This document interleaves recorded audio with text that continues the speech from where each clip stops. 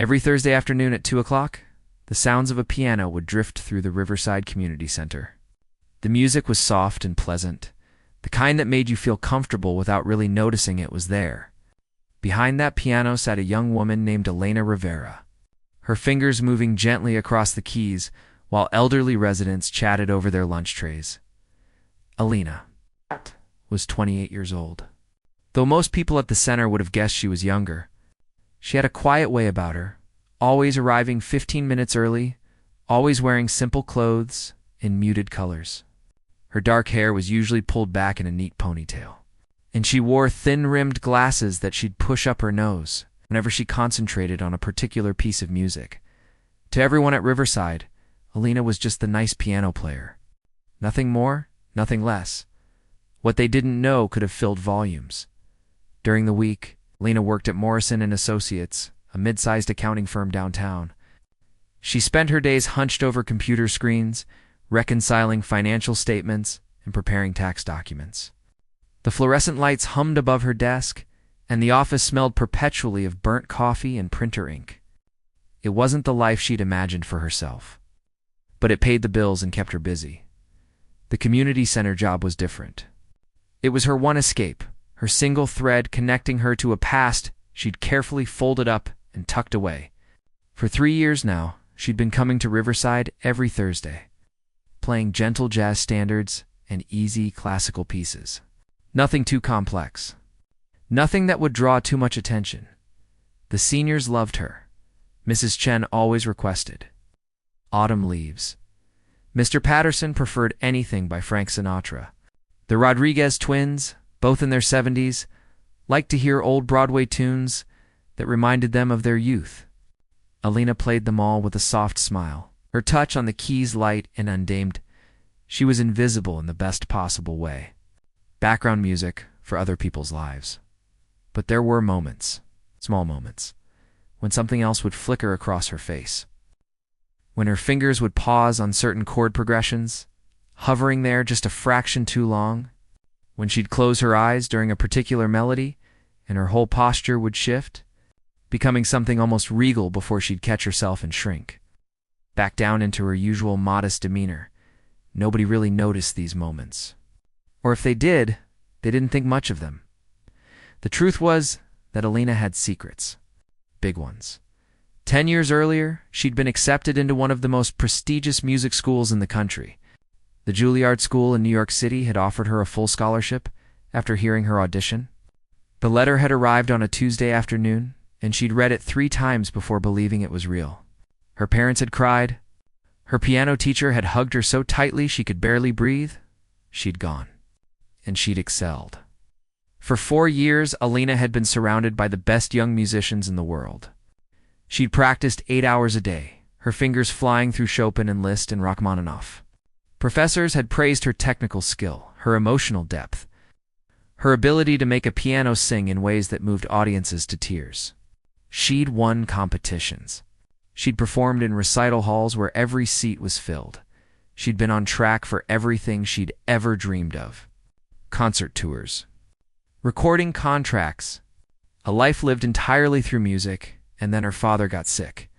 The diagnosis came during her senior year. Pancreatic cancer. Stage 4. The doctors gave him 6 months, maybe a year with treatment. Her mother called her crying, barely able to get the words out. Elena had sat in her dorm room, staring at the wall, feeling her entire future crumble around her. There wasn't really a choice to make. Her parents had sacrificed everything to support her music education. Her father had worked 2 jobs to pay for her childhood piano lessons. Her mother had driven her to countless competitions and recitals. Never complaining about the cost or the time, Elena finished her degree, graduated at the top of her class, and moved back home. That was 5 years ago. Her father had lived longer than the doctors expected, hanging on for nearly 3 years. Elena had cared for him, managing his medications and doctor's appointments while working full-time at the accounting firm. She'd chosen accounting because it was practical, stable, and her undergraduate minor had been in business. The jobs for concert pianists were scarce and competitive. She couldn't afford to chase uncertain dreams while her family needed her. After her father passed, Staying in her hometown just seemed easier than trying to restart a career that had already left her behind. The music world moved fast. The contacts she'd made at Juilliard had moved on to their own careers. The momentum she'd built was long gone, so she stayed. She worked at Morrison & Associates. She lived in a small apartment near the park. She played piano at Riverside Community Center every Thursday, and she tried not to think too much about what might have been. The piano at Riverside wasn't even a particularly good one. It was an old upright that someone had donated years ago, slightly out of tune, with a few sticky keys that didn't always respond properly. But Alina had learned to work around its quirks, to coax music from it despite its limitations. In some ways, that piano felt like a metaphor for her entire life now. On this particular Thursday in late October, Alina arrived at her usual time. The autumn air was crisp, and leaves crunched under her feet as she walked from her car to the entrance.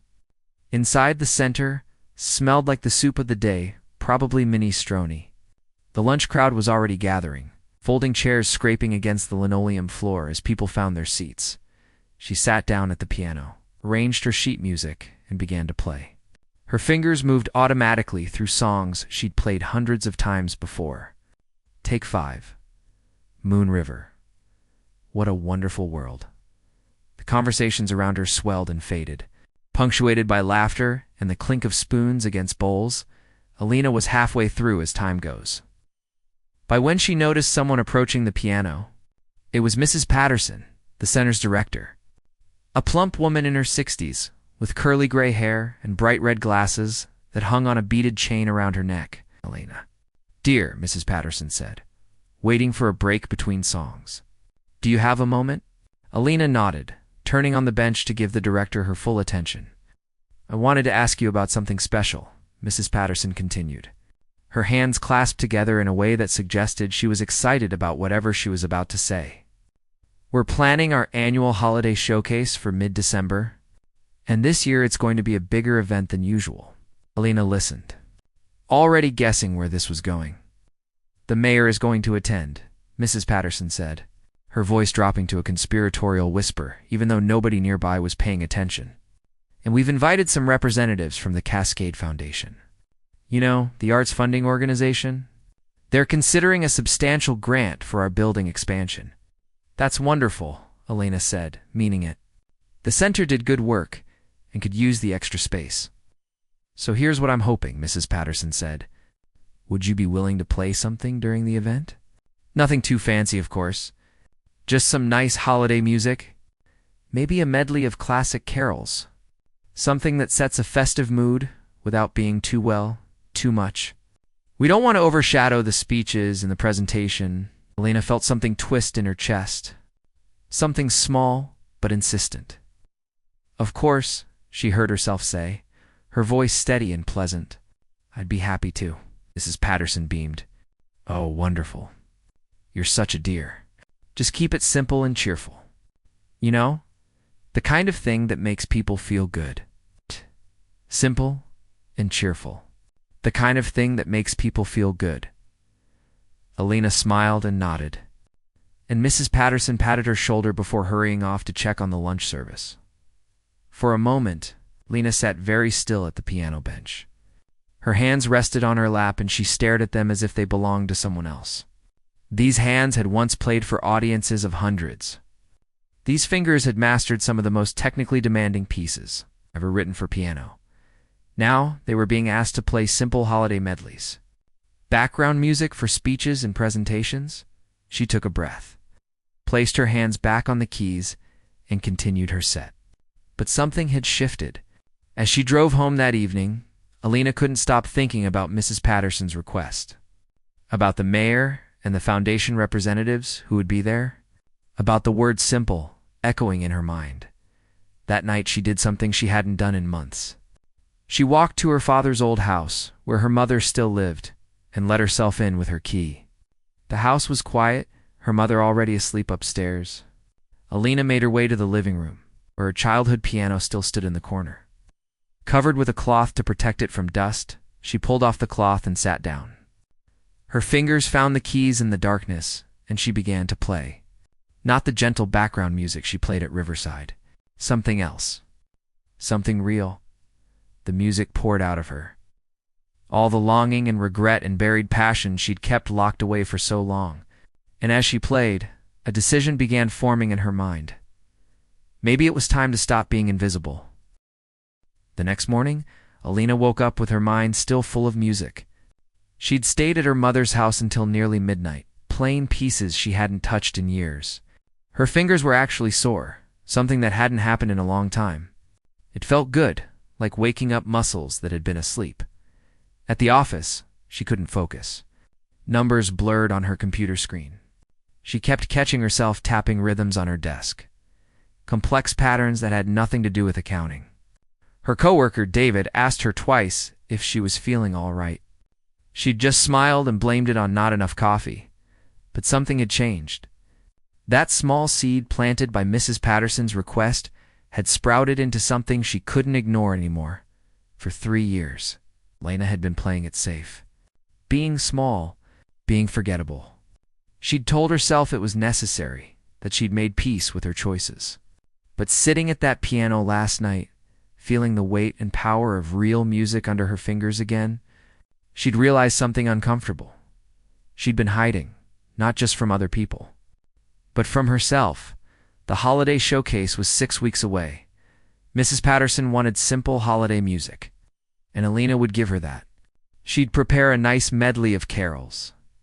Something warm and festive that would make people smile while they sipped their punch and waited for the speeches to begin. But Alina couldn't shake the image of those foundation representatives sitting in the audience. People who funded the arts. People who understood what real music could be. By Friday evening, she'd made a decision that both terrified and thrilled her. She would prepare 2 pieces. The first would be exactly what Mrs. Patterson requested: safe, simple, appropriate. Background music for a community center holiday event. But the second piece would be something else entirely. Something that represented who she really was, or at least who she used to be. She wasn't sure she'd actually play it. Maybe she'd lose her nerve. Maybe the moment wouldn't feel right. But she needed to be ready, just in case. The question was what to play. Alina spent the weekend at her mother's house, trying out different pieces on the old piano. Her mother, Rosa, was delighted to hear serious music coming from the living room again. She kept making excuses to walk past the doorway, lingering there with a soft smile on her face. "I've missed this sound," Rosa said on Sunday afternoon, bringing Alina a cup of tea. "This house has been too quiet." Alina took the tea gratefully. Her fingers were definitely sore now, but it was the good kind of soreness. The kind that came from really working, really pushing herself. "I'm not sure I'm going to play this in public, Mom," Alina said, flexing her hands. "I'm just practicing, seeing if I still can." Rosa sat down on the couch, watching her daughter with those knowing eyes that mothers have. "Never lost it," Rosa said quietly. "Talent like yours doesn't just disappear because you stop using it for a while. It's like breathing. You might hold your breath, but you don't forget how to do it." Alina felt her throat tighten. "I'm out of practice. I haven't performed in years. I don't even know if I remember how to play for an audience instead of just playing for myself." "So this is about fear," Rosa said, not unkindly. Alina didn't answer right away. She ran her fingers silently over the keys, not pressing hard enough to make sound, just feeling the familiar texture. Maybe she finally admitted, "At Juilliard, I performed all the time. Recitals, competitions, master classes. I was used to people watching, judging, having opinions. But that was when I was confident, when I believed I belonged in those spaces. And now I'm an accountant who plays background music at a senior center." Alina heard the bitterness in her own voice and immediately felt guilty. "I'm sorry. I don't mean that the way it sounds. I'm grateful for what I have. It's just not what you dreamed of," Rosa finished. "And there's no shame in admitting that, Mia. Your father wouldn't want you to stop living your life because he's gone. He'd want you to play." Alina knew her mother was right. Her father had been her biggest supporter, always. Even during those last difficult months when he could barely speak, he'd asked her to play for him. She'd sat by his hospital bed with a small keyboard, playing soft melodies while he drifted in and out of sleep. "Play something for me now," Rosa said, settling back into the couch. "Whatever you're thinking about for this showcase, let me hear it." Alina turned back to the piano. She'd been considering several pieces. Chopin's Nocturne in E-flat major, which was beautiful but perhaps too gentle. Debussy's Clair de Lune, which was stunning, but also somewhat expected. Then there was the piece she kept coming back to. The one that scared her the most, Rachmaninoff's Piano Concerto. No. 2. Second movement, it was one of the most famous piano pieces ever written. Romantic, powerful, technically demanding. The kind of piece that required everything from a performer: precision, emotion, stamina, and courage. Normally it was played with a full orchestra, but Alina had once transcribed a solo piano version for a competition. She'd won first place. That was 7 years ago. A lifetime ago. "I'm going to try something," Alina said. "It's probably too ambitious, but I want to see if I still can." She placed her hands on the keys, took a deep breath, and began. The opening was gentle, almost hesitant, like the first light of dawn. Then it built, the melody unfolding with increasing passion and complexity. Alina's whole body moved with the music, leaning into the phrases, pulling back for the softer moments. Her fingers flew across the keys, executing runs and arpeggios that she'd once practiced until they were as natural as walking. Some parts were rusty. She stumbled over a few passages, her muscle memory not quite as sharp as it used to be. But the emotion was there. The understanding of what the music meant, what it was trying to say, that hadn't faded at all. When she finished, there was silence for a moment. Then she heard sniffling. Alina turned to find her mother wiping tears from her eyes. "That," Rosa said, her voice thick with emotion, "is what you need to play." "I don't know if I can." "Not in front of people. Not after so long. Then you have 6 weeks to remember how." Over the next few days, Alina fell into a new routine. She still went to work, still played at the community center on Thursday, still maintained her normal life on the surface. But every evening she went to her mother's house and practiced. She started with technical exercises, building the strength and flexibility in her hands, scales and arpeggios over and over until her fingers stopped cramping. Then she worked on the Rachmaninoff, breaking it down into small sections. Mastering each one before moving to the next, it was harder than she remembered. Not just physically, but emotionally. Every time she played, she had to confront all the feelings she'd been pushing down for years. The grief over her father. The loss of her dreams. The person she might have been if life had gone differently. But there was something else too. Something unexpected, Joy. She'd forgotten how much she loved this. Not just playing piano, but really playing. Pushing herself. Struggling with a difficult passage until suddenly it clicked and became effortless. Feeling the music move through her like electricity at work, David noticed the change in her mood. "You seem different lately," he said one afternoon, stopping by her desk. "Happier, maybe? Did something good happen?" Alina smiled. "I'm just working on a project. Something personal. Well, whatever it is, keep doing it. You're actually humming while you work on expense reports. I didn't know that was possible." 2 weeks before the showcase, Alina made a decision. She would play the Rachmaninoff. Not instead of the holiday medley, but after it. She wouldn't ask permission. She wouldn't announce it. She'd just do it. Maybe people would love it. Maybe they'd think she was showing off or being inappropriate. Maybe Mrs. Patterson would be upset that she'd gone off script. But for the first time in years, Lena realized she didn't care as much about playing it safe. She practiced every single day. Her fingers grew stronger. The passages that had been clumsy became smooth. She recorded herself on her phone and listened back critically, adjusting her interpretation, finding the emotional core of each phrase. The piece was 12 minutes long. 12 minutes where she would be completely exposed, completely vulnerable. 12 minutes where everyone would see who she really was beneath the quiet, modest exterior. The thought still terrified her, but it also made her feel more alive than she had in years. On the Tuesday before the showcase, Alina stayed late at her mother's house, playing through the entire piece without stopping.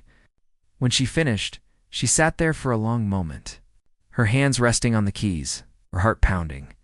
She was ready, or at least as ready as she was going to be.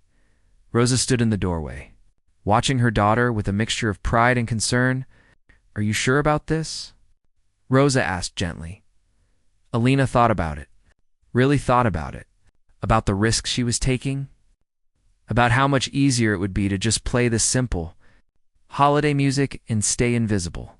But then she thought about spending the rest of her life wondering what might have happened if she'd had the courage to be seen. Alina said honestly. "I'm not sure at all, but I'm going to do it anyway." Rosa smiled. "Good. That's when you know it matters." The showcase was 4 days away. The day of the showcase arrived with gray December skies and a cold wind that made people hurry from their cars to the community center entrance. Alina had barely slept the night before. She'd lain awake in bed, running through the Rachmaninoff piece in her mind, her fingers twitching slightly against the blanket as if playing invisible keys. Part of her hoped she'd wake up sick. Nothing serious, just enough of a cold to give her an excuse not to perform. But when morning came, she felt fine. Perfectly, annoyingly fine. She spent the day in a strange fog, unable to focus on anything. She tried to eat breakfast, but could only manage half a piece of toast. She attempted to read a book, but realized after 20 minutes that she hadn't absorbed a single word. Finally, she gave up and started getting ready. Even though the event wasn't until 7 o'clock, by 5:30, she was dressed in the same simple black dress she always wore for performances. Nothing fancy, nothing that would draw attention. She'd pulled her hair back in her usual style and put on minimal makeup. Looking at herself in the mirror, she looked exactly like she always did. Quiet, forgettable, safe, but her hands were shaking.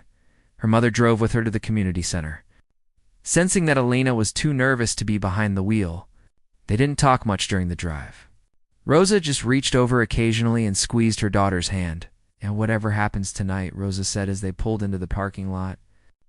"I'm proud of you," Alina nodded, not trusting herself to speak. The community center had been transformed. Strings of white lights decorated the main hall. Someone had set up a proper stage area with curtains borrowed from the local high school. Round tables covered with red tablecloths filled the space, each with a small centerpiece of pine cones and candles. It looked nothing like the casual lunchroom where Alina usually played. The piano had been moved to the stage. Someone had even tuned it, she noticed with relief when she tested a few keys. It still wasn't a great instrument, but it was better than it had been. People started arriving around 6:30. Alina watched from the side of the stage as the room filled up. She recognized most of the regular seniors from the community center, all dressed up for the occasion. Mrs. Chen wore a bright red jacket. Mr. Patterson had on a bow tie. The Rodriguez twins arrived together, both in elegant dresses that probably hadn't been worn in years. Then the important guests started. Arriving Mayor Rodriguez came in first. A tall woman with silver hair styled perfectly, wearing a navy blue suit. She was immediately surrounded by Mrs. Patterson and several board members, all eager to greet her. Behind the mayor came 3 people who were clearly together. 2 men and a woman, all in their 50s or 60s, carrying themselves with the quiet confidence of people used to being in charge of things. The Cascade Foundation representatives, Alina realized. The people who might fund the center's expansion. Mrs. Patterson was practically glowing as she welcomed them. Gesturing enthusiastically around the decorated hall, Alina felt her stomach drop. This was real. This was actually happening. One of the foundation representatives caught her attention. The woman, who had short gray hair and wore stylish glasses, had something pinned to her lapel. Alina squinted, trying to see what it was from across the room. Then her heart nearly stopped. It was a Juilliard alumni pin. The distinctive design was unmistakable to anyone who'd gone there. The woman was a Juilliard graduate. Alina's mind raced. What were the chances? Out of all the foundation representatives who could have come tonight, one of them had gone to the same school Alina had. Someone who would understand exactly what level of training Alina had received. Someone who would recognize real technique if she heard it. This changed everything. Or maybe it didn't change anything at all. Elena's hands were really shaking now at 7 o'clock. Mrs. Patterson stepped up to the microphone that had been set up on the stage. She welcomed everyone, thanked them for coming, and explained how the evening would proceed. Elena would play some holiday music first. Then there would be speeches from the mayor and the foundation representatives, followed by refreshments and mingling. Simple, straightforward, exactly as planned. Mrs. Patterson gestured toward Elena. "We're so fortunate to have Elena Rivera as our regular pianist here at Riverside. She's going to start us off with some beautiful holiday music." Elena stood up and walked to the piano. Her legs felt unsteady, like she might stumble, but somehow she made it to the bench without falling. She sat down, adjusted her position slightly, and placed her hands on the keys. The room grew quiet. Dozens of eyes watched her. She could feel the weight of their attention, heavier than she remembered. For just a moment, panic seized her. What was she thinking? She couldn't do this. She was an accountant now, not a performer. She should just play the simple holiday medley and be done with it. But then her fingers found the opening notes of Silent Night, and something steadied inside her. This part was familiar. This part was safe. She let the music flow out, gentle and warm. Exactly what everyone expected. She transitioned smoothly into Deck the Halls. Then the first Noel. The melodies were simple and sweet, the kind that made people smile and think about childhood Christmases and family gatherings. A few people in the audience hummed along softly. Elena played the entire medley she'd prepared. About 8 minutes of pleasant holiday music. When she finished, there was warm applause. Not enthusiastic, not overwhelming. Just polite appreciation for a job done adequately. Perfect background music for an event. Nothing more. Mrs. Patterson returned to the microphone, beaming. "Wasn't that lovely? Thank you, Elena. Now I'd like to invite Mayor Rodriguez to say a few words." The mayor stood and walked to the stage. Beginning her speech about community and the importance of spaces like Riverside, where people could come together, Elena should have left the piano bench. That was the plan. She'd play her piece, then sit in the audience for the speeches. But she didn't move. She stayed on the bench, her hands resting in her lap, staring at the keys. The mayor's words became background noise. Elena wasn't really listening. She was thinking about the Juilliard pin on that woman's lapel. About the 4 years she'd spent training to be a concert pianist. About her father, who'd believed in her talent even when she didn't believe in it herself. About the fact that she'd been hiding for 3 years. Playing it safe, making herself small, the mayor finished her speech to polite applause. One of the male foundation representatives stood up next, talking about their organization's mission to support arts programming in underserved communities. Elena's heart was pounding so hard she could hear it in her ears. The woman with the Juilliard pin glanced toward the stage, and for just a moment, her eyes met Elena's. There was something in that look. Not pity exactly, but a kind of understanding. Like she saw something in Elena that others didn't. Or maybe Elena was imagining it. Maybe her nerves were making her see things that weren't there. The foundation representative finished his speech. Another round of applause. Mrs. Patterson returned to the microphone to introduce the final speaker. This was it. Elena's last chance to leave the piano and let the evening proceed as planned. In a few minutes, people would start moving toward the refreshment table. The formal part of the program would be over. If she was going to do this, it had to be now. Elena's hands moved to the keys. She didn't make a conscious decision. Her body just acted, like it had been waiting for this moment. It finally couldn't wait anymore. She began to play, but not the closing piece she was supposed to play. Not another soft, gentle melody designed to fade into the background. Instead, as the opening notes of Rachmaninoff's Piano Concerto No. 2 filled the hall. The change was immediate and dramatic. These weren't the simple, predictable notes of a holiday carol. This was something else entirely. Something powerful and complex, and demanding conversations stopped mid-sentence. Heads turned toward the stage. Mrs. Patterson, who had been chatting with one of the board members, froze with her mouth half open. Alina didn't look at any of them. She kept her eyes on the keys, on her hands, on the music pouring out of the piano. The second movement started gently, almost like a lullaby, but there was an undercurrent of something deeper. Something that hinted at the passion to come. Her fingers moved across the keys with increasing confidence. The muscle memory was there, stronger than she'd realized. All those hours of practice over the past 6 weeks had rebuilt pathways in her brain and hands that had never really disappeared, just gone dormant. The music began to build. The gentle opening gave way to more complex passages, runs and arpeggios that required absolute precision. Elena's whole posture changed. Her back straightened. Her shoulders relaxed. She leaned into the music, her body swaying slightly with the phrases. She wasn't the quiet background pianist anymore. She was a performer, commanding the space, demanding to be heard. The woman with the Juilliard pin sat forward in her chair, her eyes wide.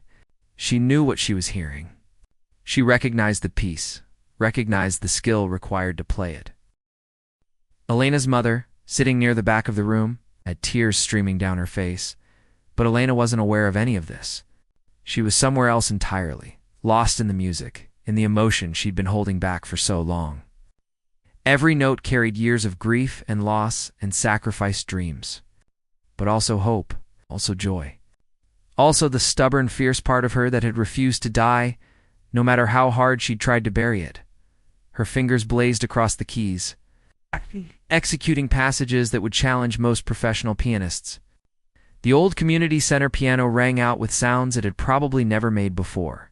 Pushed to its limits by someone who actually knew how to play it, the music swelled, reaching moments of almost unbearable beauty, then pulling back into quieter reflections before building again. Elena's face showed everything she was feeling. The mask she usually wore had fallen away completely. This was who she really was. This was what she'd been hiding, and now everyone could see it. The music filled every corner of the community center hall. It wasn't just sound anymore. It was something physical, something that seemed to press against the walls and wrap around every person in the room. Elena's hands moved with a speed and precision that seemed almost impossible, her fingers dancing across keys that had only ever played simple melodies before tonight. The piece built in intensity. What had started as something gentle and almost questioning now surged forward with passion and power. Elena's entire body moved with the music. She leaned back during the softer moments, then drove forward into the piano during the more forceful passages. Sweat began to form on her forehead despite the cool December evening. In the audience, people sat frozen in their seats. Mr. Patterson's mouth hung open, his earlier bow tie now seeming almost comical in contrast to the serious, profound music washing over them. Mrs. Chen had one hand pressed against her chest, her eyes fixed on Elena as if seeing her for the first time. The Rodriguez twins held hands, squeezing tight, both of them with tears rolling down their cheeks. They'd heard Elena play 100 times before, but they'd never heard this. Nobody had Mayor Rodriguez had stopped mid-conversation with a board member, her professional smile replaced by genuine shock. She'd come here expecting speeches and small talk and maybe some pleasant background piano. She'd been to dozens of community events exactly like this one. They all blended together after a while, but this was different. The Three Foundation. Representatives had all turned their chairs to face the stage directly. The two men leaned forward, elbows on their knees, completely absorbed. But it was the woman with the Juilliard pin whose reaction was the most striking. Her name was Dr. Helen Chang, though Elena didn't know that yet. She'd graduated from Juilliard 30 years earlier and had spent her career supporting young musicians through the Foundation's grant programs. She'd heard thousands of performances in her life. She'd sat in concert halls from New York to Vienna. She had a trained ear and impossibly high standards. And right now, she was watching Elena with an expression that mixed disbelief with recognition. She knew exactly what she was witnessing. This wasn't just good playing. This was exceptional. The kind of talent that comes along rarely, the kind that most music programs would do anything to nurture and develop, and somehow this woman had been sitting here playing background music at a community center. It didn't make sense. But Helen wasn't thinking about that right now. She was lost in the music. Just like everyone else, Alina moved into one of the most technically demanding sections of the piece. Her right hand flew up and down the keyboard in rapid arpeggios, while her left hand maintained the deep, resonant bass line. It was the kind of passage that required years of training, hours upon hours of practice, and absolute concentration. She'd worried about this section. Even in her practice sessions, she sometimes stumbled here, her fingers not quite as strong or fast as they'd once been. But tonight, with adrenaline coursing through her veins and 3 years of pent-up emotion driving her forward, she played it flawlessly. The notes cascaded like water, each one crystal clear and precisely placed. Her hands crossed over each other, executing movements that looked almost choreographed. The old community center piano sang out with a richness that surprised even Alina. Maybe it had been waiting all these years for someone who really knew how to play. Mrs. Patterson stood frozen near the refreshment table, a plastic cup of punch in her hand that she'd forgotten she was holding. Her face showed a whole range of emotions. Shock, certainly. Confusion about why Alina had never mentioned she could play like this. A touch of embarrassment that she'd been asking this incredible musician to play simple. It's background music for 3 years, but mostly. As the music continued to build and soar, her expression settled into something like wonder, because it was wonderful. There was no other word for it. Alina reached the emotional climax of the piece. The melody that had been hinted at earlier now came forward in full force, rich and aching with beauty. This was the moment Rachmaninoff had been building toward. The payoff for all the complexity that had come before. Alina played it with everything she had. Her whole body rocked with the intensity of it. Her face showed the raw emotion of the music, all her barriers down, all her careful control abandoned. Tears streaked down her own cheeks now. As though she wasn't aware of crying, she was playing for her father, who believed in her talent, even when it seemed impractical. For all the dreams she'd set aside, for the years she'd spent being quiet and small and forgettable, for the part of herself she'd tried to bury but had never quite managed to kill. In the audience, hardly anyone was breathing. A few people were crying openly now, even those who knew nothing about classical music. Who couldn't tell a concerto from a sonata, understood that they were witnessing something special. The music began its descent from the climax. Moving into the final section, the intensity didn't disappear, but it transformed into something deeper and more reflective. Alina's playing became more nuanced, more delicate. She was telling a story without words, painting pictures in sound. Her fingers moved across the keys with a lightness that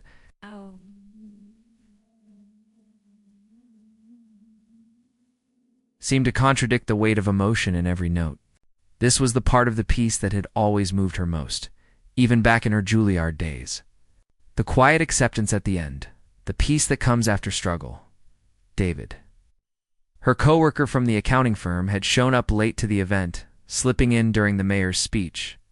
He stood near the back wall now, his coat still on, staring at Alina like he'd never seen her before.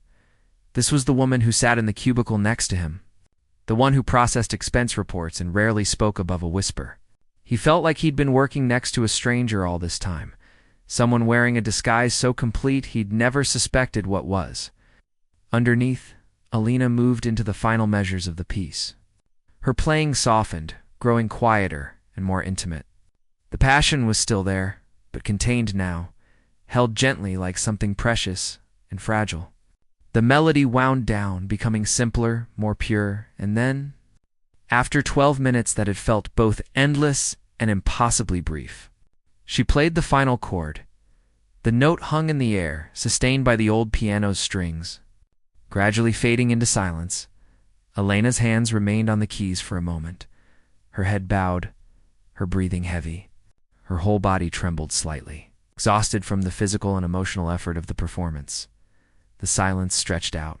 Nobody moved. Nobody spoke. It was the kind of silence that follows something profound when people need a moment to return to themselves, to remember where they are and what world they're in. The music had taken them somewhere else, and the journey back required a breath, pause, a moment to adjust. Alina slowly lifted her hands from the keys. She placed them in her lap and finally, cautiously, raised her head to look at the audience. What she saw made her heart stop. Every single person in the room was staring at her. Some had tears on their faces. Some looked stunned. Some looked moved beyond words. But all of them were completely focused on her, really seeing her, maybe for the first time ever. The silence continued for another heartbeat, then another. Alina felt panic rising in her chest. Had she made a terrible mistake? Had she been too bold, too presumptuous? Should she apologize? Explain. Say something to break this awful, endless quiet. But before she could speak, before she could do anything, Dr. Helen Chang stood up.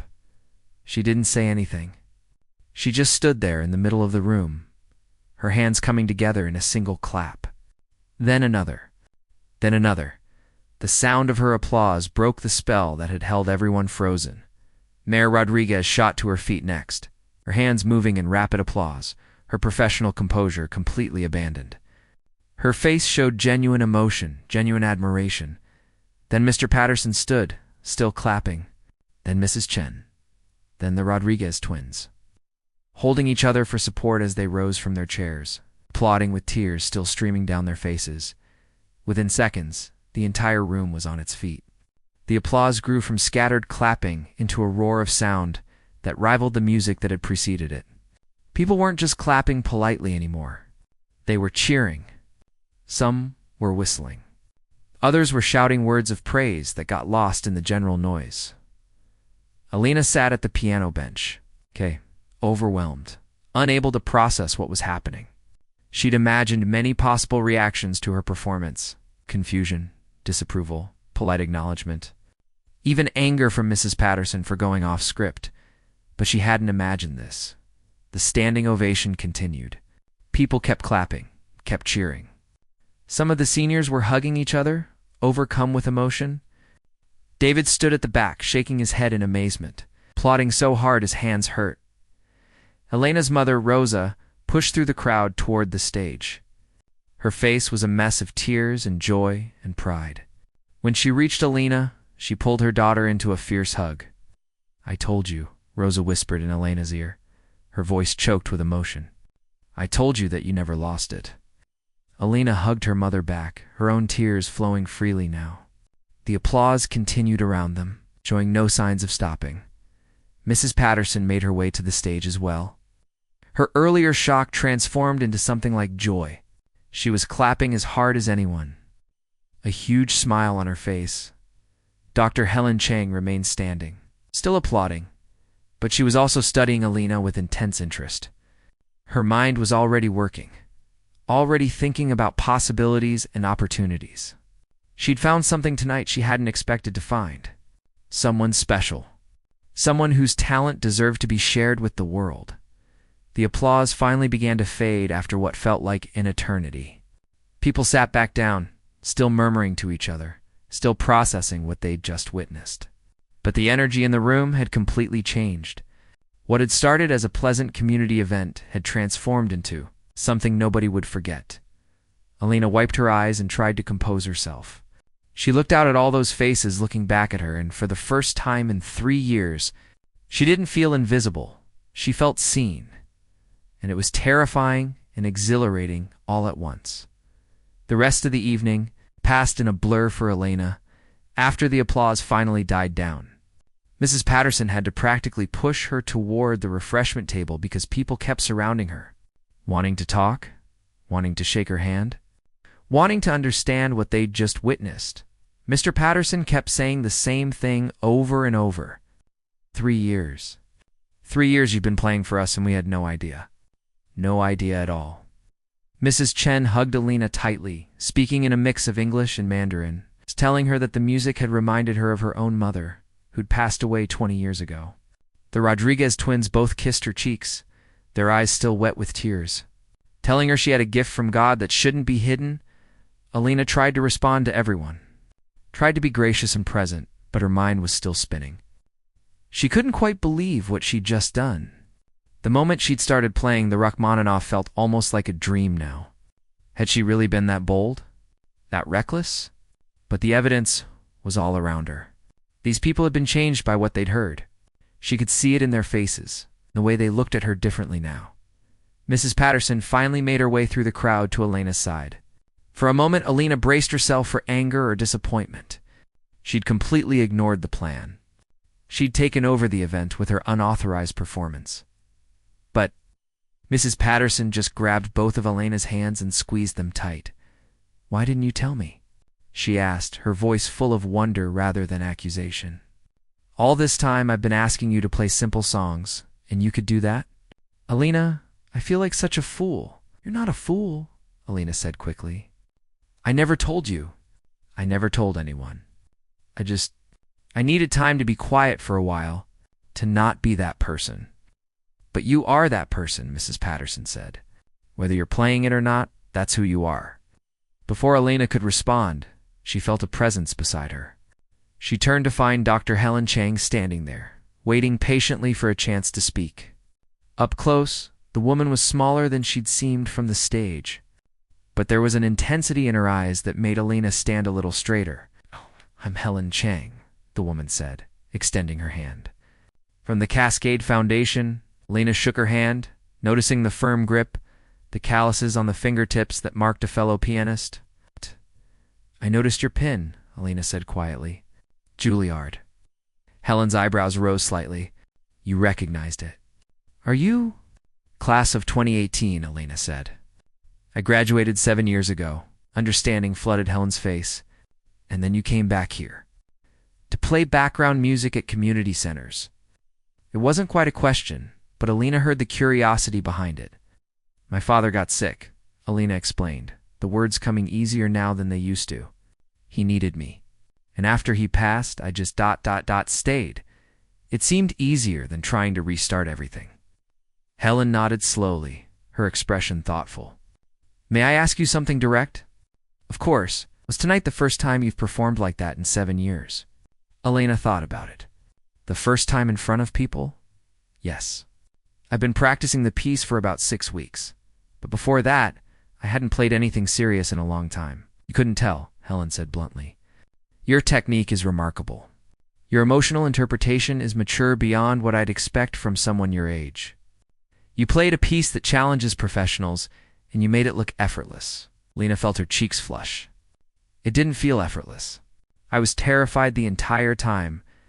"The best performances usually are terrifying," Helen said with a slight smile. "Look, I'm going to be very forward with you because I think you need to hear this.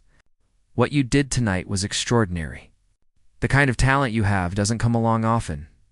It would be a waste, a genuine waste for you to keep hiding it away." "I'm not trying to hide," Elena started to say, but Helen gently interrupted. "Maybe not consciously, but you are, and I understand why.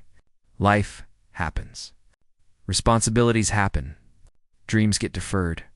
But Elena, you're 28 years old. You have decades ahead of you to make music, to share what you can do with the world." Elena felt something crack open inside her chest. This stranger understood, really understood.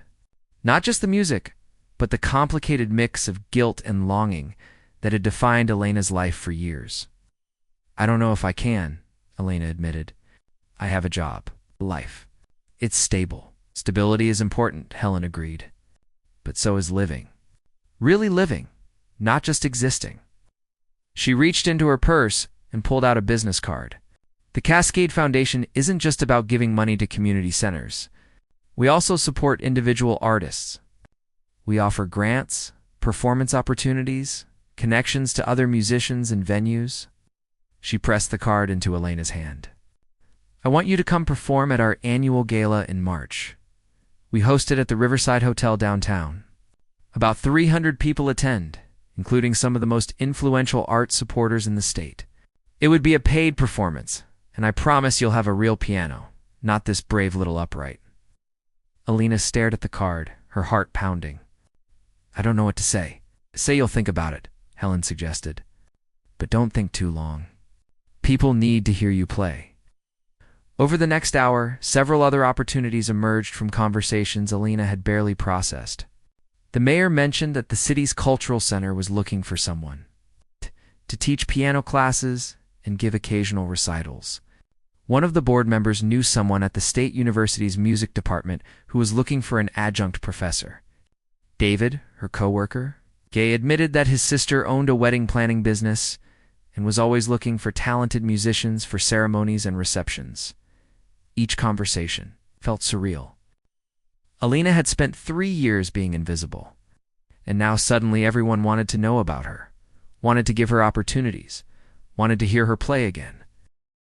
When the event finally ended around 10 o'clock, Alina and her mother sat in the car in the parking lot. Neither of them ready to drive yet. That was something Rosa finally said, and then started laughing. Not a small laugh, but the kind that comes from deep in the belly, the kind that's half joy and half release of tension. Alina started laughing too. And soon they were both doubled over, tears running down their faces again. But from laughter this time, instead of emotion. Did you see Mrs. Patterson's face? Rosa gasped between laughs. I thought her eyes were going to pop out of her head. I can't believe I actually did that, Alina said, wiping her eyes. I went completely off script. I just started playing. You were magnificent, Rosa said, her laughter settling into a warm smile. Your father would have been so proud. He is proud wherever he is. Alina felt tears threatening again, but they were different now. Not tears of grief or frustration, but something cleaner. Something that felt almost like hope. Over the next few weeks, Alina's life began to shift in ways both small and large. She kept her job at Morrison & Associates, but she also started saying yes to other opportunities. She performed at Helen's Gala in March, playing to an audience that included musicians, critics, and arts administrators. The performance led to an invitation to give a recital series at the Cultural Center. The university offered her a part-time teaching position, 2 classes a week. She'd be working with music students, helping them develop their technique and find their own voices as performers. The thought of teaching terrified her, but in a good way. In a way that felt like growth. She still played at Riverside Community Center every Thursday. But now, occasionally, she'd slip in something more challenging between the usual jazz standards. The seniors had become her most enthusiastic supporters, always eager to hear what she might play next. Mrs. Patterson had become almost protective of Alina's talent, constantly bragging to anyone who would listen about their incredible pianist. She'd even started a small concert series at the center, inviting local musicians to perform. With Alina as the regular featured artist, David had learned to recognize the signs that Alina was working through something difficult in her music. On days when she seemed particularly quiet at work, he'd ask, "Tough piece?" And she'd smile and nod, and sometimes talk about what she was practicing, what was challenging her, what was making her grow. 6 months after that December night, Alina found herself sitting at her mother's house, playing the old piano just for the joy of it. No performance coming up. No one to impress. Just her and the music. The way it had been when she was a child, first falling in love with the instrument. Rosa brought her tea and sat on the couch to listen. Exactly as she had on that Sunday afternoon when Alina had first started practicing the Rachmaninoff again. Are you happy? Rosa asked when Alina paused between pieces. Alina thought about it. Really thought about it? She thought about the way her calendar was now full of practices and lessons and performances, about how tired she was most days, juggling multiple jobs and responsibilities, about how she sometimes missed the simplicity of just being an accountant who played quiet, background music once a week, but she also thought about the feeling of her fingers on the keys, executing a particularly difficult passage and getting it just right. About the faces of her students when they finally understood a concept she'd been trying to teach them. About standing on stage and sharing something beautiful with an audience who really listened. Yeah, she said, surprising herself with how certain she felt. I am. It's complicated and messy and sometimes overwhelming. But I'm happy, good Rosa said simply. That's all your father and I ever wanted for you. Not success or fame or recognition. Just happiness. Just a life where you get to be who you really are. Alina turned back to the piano and began to play again. Not Rachmaninoff this time, but something she'd been composing herself. A new piece, still rough and unfinished, but entirely her own. The music filled the house, and Alina smiled as she played. She'd spent 3 years trying to be small, trying to hide the biggest part of herself. One moment of courage, one decision to stop hiding, had changed everything. She didn't regret the quiet years. They'd given her time to heal, time to be with her father in his final years, time to figure out who she was without the pressure of performance and expectation. But she also didn't regret stepping back into the light sometimes. She realized the bravest thing you can do is let people see who you really are. To play your music at full volume instead of keeping it soft and hidden. To take up space instead of shrinking yourself down to fit into other people's expectations. That December night, when she'd been asked for a simple tune and delivered a performance that shocked everyone, Alina hadn't just revealed her talent to others. She'd revealed it to herself. And that, more than anything else, had made all the difference.